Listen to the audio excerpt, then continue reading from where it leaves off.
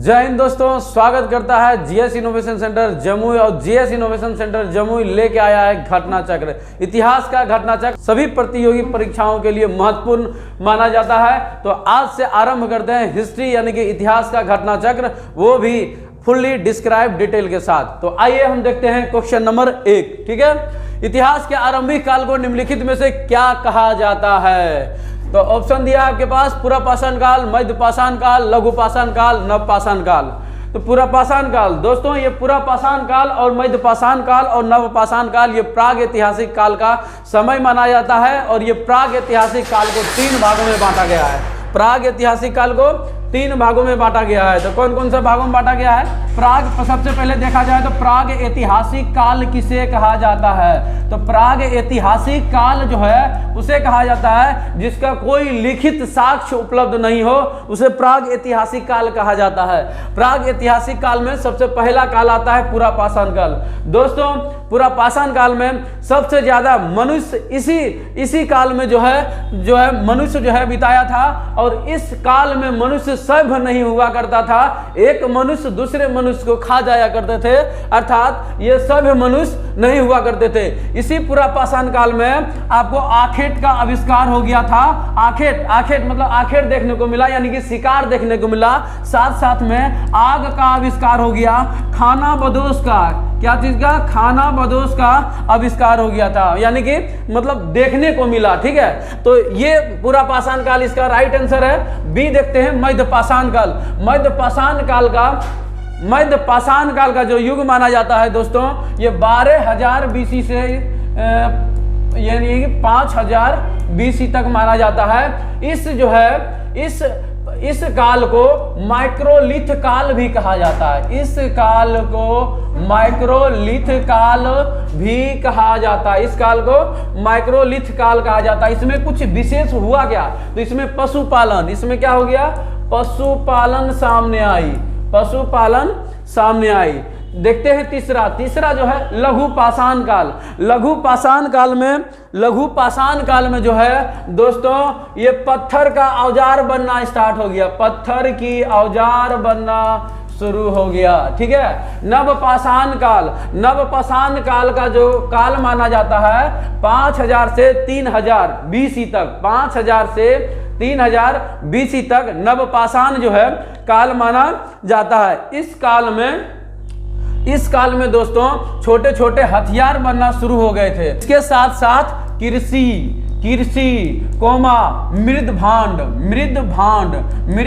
उसे कहा जाता है, यानी कुम्हारों के द्वारा बनाया गया मिट्टी का बर्तन को मृदभांड कहा जाता है। क्वेश्चन नंबर 2 में क्या कहा गया है कि भीम बेटिका की गुफा किस राज्य में है? तो भीम बेटिका की गुफा जो है मध्य प्रदेश में है। मध्य प्रदेश में भीम बेटिका की जो गुफा है, भीम बेटिका की गुफा में एक गुफा ना होकर 750 से अधिक गुफा पाए गए हैं। और यह गुफा जो है प्राग ऐतिहासिक काल का बताया जाता है। इसके साथ साथ में मनुष्य की बस्तियां का पहली प्रमाण, मनुष्यों की जो है बस्तियां का पहली प्रमाण यहीं पर मिला था। और इसकी खोज, इस भीम बेटिका की गुफा का खोज किसने किया था? श्रीधर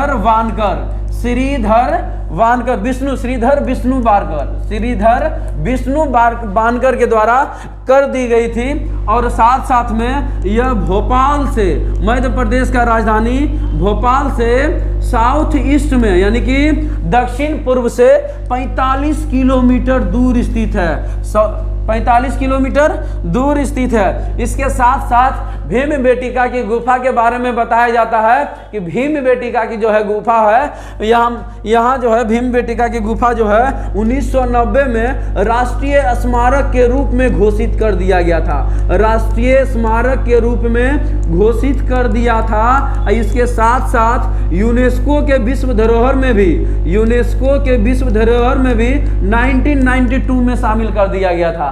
1992 में यूनेस्को के विश्व धरोहर में भी इसे शामिल कर दिया गया है। समझ में आ रहा है ना? उम्मीद करते हैं आप लोग को अच्छे तरीके से क्वेश्चन समझ में आ रहा होगा। क्वेश्चन नंबर 3 कह रहा है किस काल युग में पत्थर के औजार सबसे पहले पाए गए थे? तो सबसे पहले पत्थर का औजार जो है पूरा पाषाण काल में पाया गया, लेकिन बनना स्टार्ट हो गया था आपका लघु पाषाण काल में। ठीक है, और ये नवपाषाण काल, पूरा पाषाण काल, मध्य पाषाण काल, ये सभी प्राग ऐतिहासिक काल का युग माना जाता है। ये चलते हम लोग क्वेश्चन नंबर 4 की ओर। सिंधु घाटी सभ्यता के शहरों की गलियां कैसी थी? तो चौड़ी और सीधी, तंग और मैली, फिसलन वाली, तंग और टेढ़ी। तो इसका आंसर है चौड़ी और सीधी थी, चौड़ी और सीधी। बात कही जाती है सिंधु सभ्यता का, तो सिंधु सभ्यता का जो है शहर जो थे वह शहरी थे, यहाँ का जो नलियां थी वो ढकी हुई पाई गई। सिंधु सभ्यता का सबसे बड़ा शहर जो माना जाता है वो हड़प्पा सभ्यता है। हड़प्पा सभ्यता एक नगरीय सभ्यता है। इस बात से हमें पता चली थी कि जब यहाँ का खुदाई हो रहा था तो एक ही जगह पर 300 से अधिक घर का प्रमाण मिला। इससे यह साबित होता है कि यहाँ का जो है शहर, यहाँ का जो मिला था, बस्ती जो मिला था वह नगरीय थी। कैसा थी? नगरीय थी। और यहाँ का जो रोड था, सड़क था, चौड़ी और सीधी थी। इसके साथ साथ में यहाँ की जो सड़कें थी पश्चिम, पूर्व से पश्चिम और उत्तर की दक्षिण की ओर जाती थी, और जो सड़कें जाती थी वह समकोण एक जगह पर जाकर के बनाती थी। ठीक है, यानी कि इस तरीके से चलती थी। ठीक है, उम्मीद है आपको ये क्वेश्चन भी समझ में आ गया होगा। ठीक है, अब क्वेश्चन नंबर 5 में कह रहा है कि निम्नलिखित में से कौन सी सभ्यता अपने नगर नियोजन के लिए प्रसिद्ध है? तो सिंधु घाटी सभ्यता, मेसोपोटामिया की सभ्यता, फारस सभ्यता और मिस्र सभ्यता। सिंधु घाटी की सभ्यता एक नगरीय सभ्यता थी, और सिंधु घाटी की सभ्यता जो है, सिंधु घाटी सभ्यता की सबसे बड़ी शहर के रूप में जाना जाता था हड़प्पा सभ्यता। और देखिए एक बात यहां पर कंफ्यूजन आती है कि सिंधु घाटी सभ्यता और हड़प्पा सभ्यता की बात आती है, तो हड़प्पा सभ्यता और सिंधु सभ्यता में अंतर क्या है? देखिए दोस्तों, सिंधु नदी के किनारे खुदाई करने पर जो सबसे बड़ा शहर मिला था वो हड़प्पा मिला था, और हड़प्पा सभ्यता सबसे बड़ी नगर के रूप में आई थी सामने, इसीलिए वो हड़प्पा को सभ्यता के रूप में घोषित कर दिया, अर्थात उसे हड़प्पा सभ्यता के नाम से भी जाना जाता है। अर्थात यहाँ का जो लोग था, यहाँ का जो सड़क थी, यहाँ का नाली थी, सड़क जो है आगे की ओर यानी कि रास्ते की ओर खुलती थी, और नलियां जो है ढकी हुई पाई गई थी। ठीक है, इससे यह साबित हुआ था कि यहाँ की जो सभ्यता थी वह नगरीय सभ्यता थी। सिंधु घाटी सभ्यता से सबसे पहले पुराना सभ्यता, सिंधु घाटी सभ्यता से भी पुराना सभ्यता माना जाता है मेसोपोटामिया की सभ्यता। मेसोपोटामिया की सभ्यता इराक में विकसित हुई, इराक में डेवलप किया गया था। ये इराक है दोस्तों, इराक में 2 नदी है, एक नदी है टिग्रिस, एक नदी है टिग्रिस, दूसरा नदी है यूफ्रेटस, यूफ्रेटस। ये दोनों नदी है, ये दोनों नदी बहती थी, और इस दोनों नदी के बीच में एक जमीन पाई गई, एक जमीन थी जो बहुत ही ज्यादा उपजाऊ जमीन मानी जाती थी, और इसी उपजाऊ जमीन में जो है मेसोपोटामिया की सभ्यता डेवलप की गई थी, मेसोपोटामिया की सभ्यता डेवलप की गई थी। तो यहीं पर जो है अस्तित्व में आ गई थी मेसोपोटामिया की सभ्यता। तीसरा जो है फारस सभ्यता, यहीं से पारसी लोग निकले थे। यहाँ का लोग बहुत ही ज्यादा सभ्य थे, ये अहिंसा चाहते थे, साथ साथ में ये लड़ाई झगड़ा से सब दूर रहा करते थे, लड़ाई झगड़ा से इसे कोई मतलब नहीं था। मिस्र की सभ्यता ही बहुत ही ज्यादा जो है फेमस है। यहाँ पर इस सभ्यता में जो है मम्मी और पिरामिड पाई गई, मम्मी और पिरामिड। मम्मी उसे कहा जाता है मरे हुए मुर्दों को केमिकल लगा करके रखा जाता था, जो बहुत लंबे समय तक ये जो है रहता था। तो मिस्र की सभ्यता डेवलप हुई थी मिस्र में। ठीक है, उम्मीद है आपको ये सभी क्वेश्चन अच्छे तरीके से आपको समझ में आ रहा होगा। ठीक है, क्वेश्चन नंबर 6 देखते हैं। क्वेश्चन नंबर 6, हड़प्पा और मोहनजोदड़ो के खंडहर निम्नलिखित में से किस नदी के जो है तट पर पाए गए थे? देखिए ऑप्शन दिया है रवि, झेलम, ब्यास, सतलज। रावी नदी जो है, रावी नदी देखा जाए तो रावी नदी के किनारे बसा हुआ है हड़प्पा। और हड़प्पा भी कहाँ है दोस्तों? ये हड़प्पा जो है आपको मिलेगा पाकिस्तान में मिलेगा। झेलम को बितिस्ता के नाम से जानते हैं, बितिस्ता के नाम से जानते हैं, याद रखिएगा। ठीक है ना, झेलम इंडिया में ही है, जो कि सिंधु नदी की ये सभी सहायक नदियां आपको मिलेगी। रावी मिलेगी, झेलम मिलेगी, ब्यास मिलेगी, ये सभी सिंधु नदी की जो है सहायक नदियां हैं। ठीक है, सतलज नदी, सतलज नदी जो है आपको पंजाब में बहती है। ठीक है, लेकिन हमारा क्वेश्चन यहाँ पर क्या कह रहा है कि हड़प्पा और मोहनजोदड़ो के खंडहर के निम्नलिखित में से किस नदी के तट पर है? किस नदी के तट पर है? तो नदी तो इसमें क्वेश्चन भी आपका ब्लैंक किया गया है। जैसे कि हमें जहां तक पता है कि लोथल जो है ये खंडहर पाए गए थे, और लोथल जो पाया गया है भोगवा नदी के किनारे, भोगवा नदी के किनारे, ठीक है ना। ये भोगवा नदी किधर है? तो साबरमती नदी जो बहती है ना, उसी की सहायक नदी मानी जाती है, ठीक है ना। तो लोथल पड़ता है आपको गुजरात में। यहीं पर आपको खंडहर की खोज कर दी गई थी, खंडहर की खोज कर दी गई थी 1955 में, 1955 में। उम्मीद है आपको समझ में आ गया होगा। और इस खंडहर का खोज किया था आपका SR राव ने, ठीक है, समझ में आ गया ना। चलिए बढ़ते हैं नेक्स्ट क्वेश्चन की ओर, अगले क्वेश्चन की ओर। क्वेश्चन नंबर 7, ठीक है। सिंधु घाटी सभ्यता का निम्नलिखित स्थानों में से कौन सा स्थान सिंधु नदी के किनारे पर स्थित है? तो लोथल, मोहनजोदड़ो, कालीबंगा, हड़प्पा। तो लोथल कौन सा नदी के किनारे है? भोगवा नदी। कहां पर? गुजरात में, याद रखिएगा, गुजरात में। साबरमती नदी का क्या है? सहायक नदी। मोहनजोदड़ो कहां पर स्थित है आपको? पाकिस्तान में। मोहनजोदड़ो में क्या है? विशाल स्नान घर, याद रखेगा, विशाल स्नान घर। और दोस्तों ये मैं बताना चाहता हूं आपको, ये विशाल स्नान घर जो है ना, विशाल स्नान घर से भी सबसे ज्यादा ऊंचा धान्या घर, याद रखेगा, धान्या घर उसे कहा जाता है जहां पर बहुत ही ज्यादा अनाज रखा जाता है, ठीक है, बड़े पैमाने पर। गोदाम को, यानी कि गोदाम को इकोनॉमिक्स में तो गोदाम को बफर कहा जाता है, जहां पर बहुत ज्यादा चीजें को, जो बहुत ज्यादा अनाज को रखा जाता है, ठीक है ना, उसे बफर स्टॉक कहा जाता है, ठीक है ना। कालीबंगन का अर्थ होता है काली चूड़ियां होता है, ठीक है। और यह कालीबंगा जो है राजस्थान में स्थित है। कहां पर? यहां पर दोस्तों आपको क्या चीज का प्रमाण मिला था? कृषि का प्रमाण मिला था, कृषि का जो है प्रमाण मिला था, ठीक है। हड़प्पा आपको रावी नदी के किनारे बसा हुआ है। कौन नदी के किनारे? रावी नदी। कालीबंगा का खोज बोल देगा किसने किया था? तो इसके एस के थापर और BK लाल ने किया था, BK लाल ने। किसने किया था? BK लाल ने किया था। लेकिन हमको यहां पर क्वेश्चन निकालना है सिंधु नदी के किनारे पर कौन सा स्थित है? मोहनजोदड़ो। तो चलिए देखते हैं क्वेश्चन नंबर 8। सिंधु घाटी सभ्यता की लिपि कौन सी थी? तमिल, खरोष्ठी, ब्रही, अज्ञात, ठीक है। तो सिंधु घाटी सभ्यता का जो लिपि थी वह अज्ञात थी, मतलब भावचित्रात्मक था। कैसा था?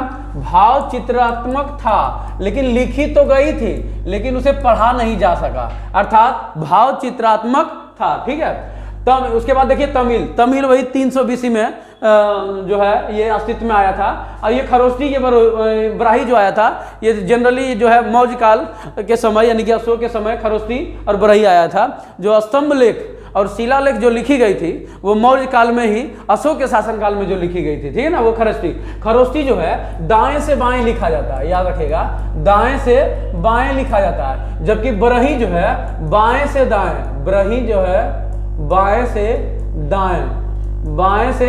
दाएं में लिखा जाता है, ठीक है, बाएं से दाएं लिखा जाता है, ठीक है। तो इसका क्वेश्चन क्या हो जाएगा? इसका आंसर हो जाएगा आपका सी इज द राइट आंसर, ठीक है, सी हो जाएगा, ठीक है। चलिए देखते हैं क्वेश्चन नंबर 9, ठीक है। मोहनजोदड़ो का स्थानीय नाम था? तो रेगिस्तान का टिल्ला, नदीमुख भूमि का टिल्ला, मृतकों का टिल्ला, जीवन का टिल्ला। दोस्तों मृतकों का टिल्ला इसका अर्थ होता है, मोहनजोदड़ो का अर्थ जो है मृतकों का टिल्ला होता है, वो सिंधी भाषा में जो है इसका अर्थ होता है मृतकों का टिल्ला होता है, ठीक है। बात किया जाए मोहनजोदड़ो का, तो मोहनजोदड़ो सिंधु नदी के किनारे बसी है, सिंधु नदी के किनारे बसी है, ठीक है, सिंधु नदी के किनारे बसी है। और मोहनजोदड़ो की बात किया जाए, ये सिंधु सभ्यता का जगह है। और सिंधु सभ्यता में जो लोग आए थे, सिंधु सभ्यता का जो इस सभ्यता को एक सोमेरु सभ्यता के नाम से भी जानते हैं, याद रखेगा, सोमेरु सभ्यता के भी नाम से हम जानते हैं, ठीक है ना।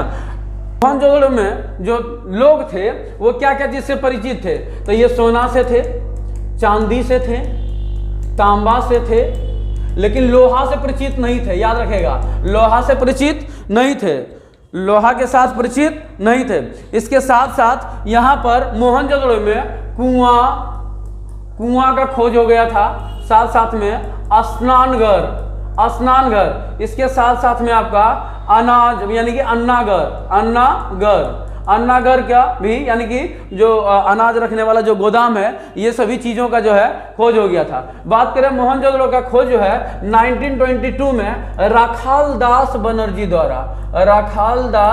बनर्जी के द्वारा कर दी गई थी। राखाल दास बनर्जी के द्वारा कर दी गई थी। उम्मीद है आपको मोहनजोदड़ो के बारे में अच्छे तरीके से समझ में आ गया होगा। ठीक है, सी इज द राइट आंसर, मृतकों का टिल्ला सिंधी भाषा में। ठीक है, चलते हैं क्वेश्चन नंबर 10 की ओर। और एक चीज और देखा जाए तो पुरातात्विक बोलेगा कि पुरातात्विक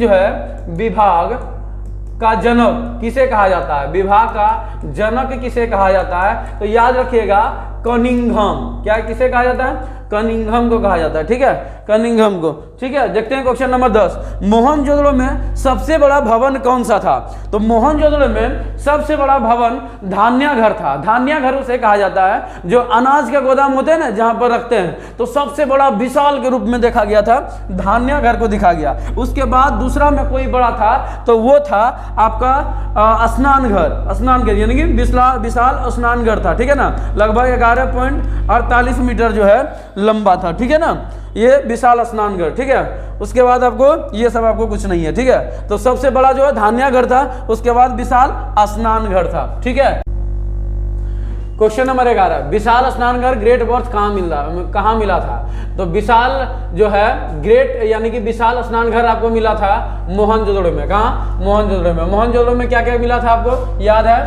कुआं मिला था, कुआं का प्रमाण मिला था, धान्याघर मिला था, यहीं पर धान्याघर मिला था, उसके साथ साथ में विशाल स्नान घर मिला था, जो कि विशाल स्नान घर से भी बड़ा था। कौन था, धान्याघर था। इसके साथ साथ में आपको मोहनजोदड़ो में ग्रेट बर्थ तो मिला ही था। मोहनजोदड़ो बोलेगा किस नदी के किनारे स्थित है, तो ये सिंधु नदी के किनारे।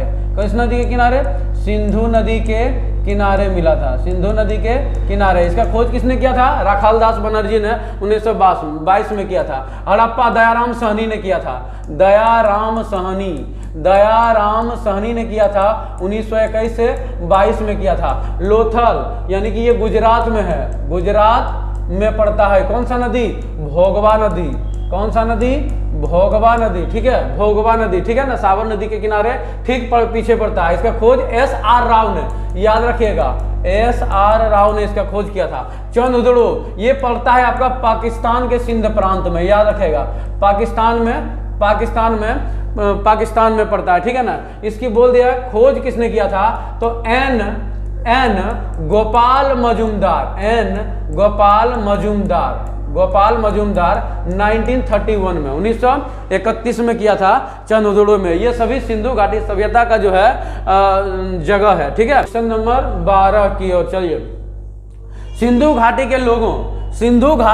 के लोगों को एक महत्वपूर्ण रचना निम्नलिखित में से किसकी मूर्ति थी। देखिए, नटराज का, नृत्य करती हुई बालिका का, आपका बुद्ध का और नरसिम्हा का। तो इसका जो था नृत्य करती हुई जो है बालिका को देखने को मिला था। वो भी क्या चीज का बना हुआ था, कांसे की, याद रखेगा कांसे की बना हुआ था। कहां से प्राप्त हुआ था ये, तो मोहनजोदड़ो, याद रखेगा मोहनजोदड़ो से प्राप्त हुआ ये, मोहनजोदड़ो से ये प्राप्त हुआ था। क्वेश्चन नंबर 13 क्या कह रहा है कि देवी माता की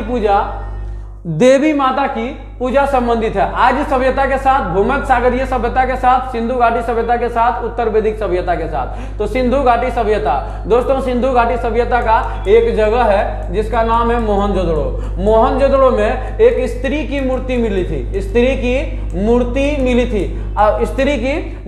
मिली थी जो इसे करार दे गया देवी माता का मूर्ति जो है बोलने लगा। और इस मूर्ति का जो है प्रमाण है, इस मूर्ति का संबंध है ज्ञान से, याद रखेगा ज्ञान से। ठीक है, यानी कि ज्ञान से है। ये भी ये जो है पुरातात्विक साक्ष्य है जो कि सिंधु घाटी सभ्यता में मिला था। ठीक है, क्वेश्चन नंबर 14। ठीक है, क्वेश्चन नंबर 14, सिंधु घाटी सभ्यता का पतन नगर यानी कि बंदरगाह कौन सा है, तो सिंधु घाटी सभ्यता का बंदरगाह जो है लोथल है, याद रखेगा क्या है, लोथल है। तो लोथल के बारे में क्या बताएं, लोथल जो है एक सिंधु घाटी सभ्यता का प्राचीनतम जो है बंदरगाह है। लोथल किस नदी के किनारे है? आपका भोगवा नदी के किनारे है। लोथल का खोज किसने किया था? SR राव ने, SR राव ने किया था। ठीक है, SR राव ने किया था। कहां पर पड़ता है ये? आपका गुजरात में, गुजरात में। ठीक है, मोहनजोदड़ो सिंधु नदी के किनारे सिंधु घाटी सभ्यता का जगह है, सिंधु घाटी सभ्यता का जो है जगह। इसमें आपको स्नान घर मिला था। क्या मिला था आपका? स्नान घर, कुआं, धान्या घर, कृषि का साक्ष्य, ये सभी सब मिला था। कहाँ मिला था? मोहनजोदड़ो में मिला था। रोपड़ कहाँ है आपका? पंजाब में, याद रखेगा। रोपड़ कहाँ है आपका?